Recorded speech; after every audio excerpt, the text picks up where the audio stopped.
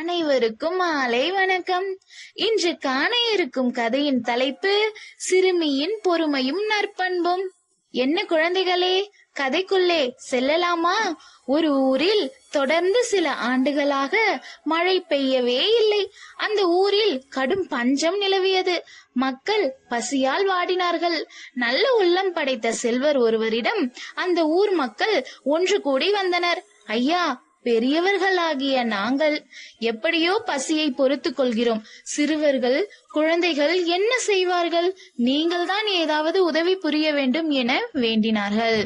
இரக்க உள்ளம் படைத்த அந்த பெரியவர், இந்த ஊரில் குழந்தைகள் யாரும் பசியால் வாட வேண்டாம், ஆளுக்கு ஒரு ரொட்டி கிடைக்குமாறு செய்கிறேன் என கூறினார்.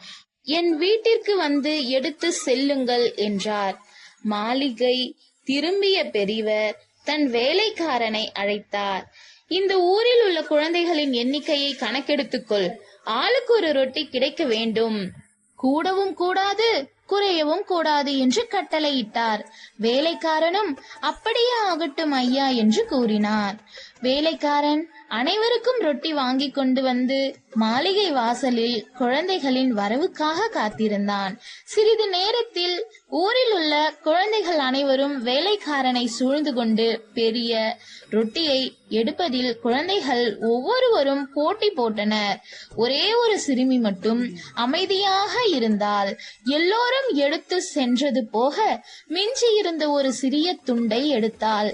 அங்கிருந்து மகிழ்ச்சியுடன் சென்றாள் அந்த சிறுமி. இப்படியே 4 நாட்கள் நிகழ்ந்தது. எல்லாவற்றையும் கவனித்துக் கொண்டிருந்தார் பெரியவர். 5ஆம் நாளும் அப்படியே நிகழ்ந்தது. எஞ்சியிருந்த சிறிய ரொட்டியை எடுத்துக்கொண்டு புறப்பட்டாள் அந்த சிறுமி. தன் வீட்டிற்கு வந்த அந்த சிறுமி அந்த ரொட்டியை தன் தாய்க்கு கொடுத்தாள். ரொட்டியை பிய்த்தாள் தாய்.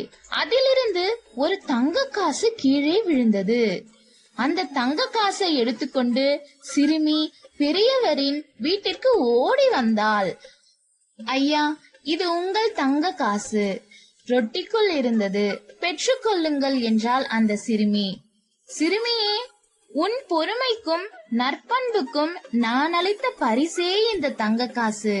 மகிழ்ச்சியுடன் எடுத்துக்கொண்டு வீட்டிற்கு செல் என்றார் பெரியவர். துள்ளி குதித்தபடி ஓடி வந்த அவள் நடந்ததை அப்படியே தன் தாயிடம் சொல்லி குதூகலித்தாள். என்ன குழந்தைகளே, கதையில் உள்ள அர்த்தங்கள் புரிகிறதா? நன்றி குழந்தைகளே. இனி ஒரு இனிமையான கதையில் சந்திப்போம்.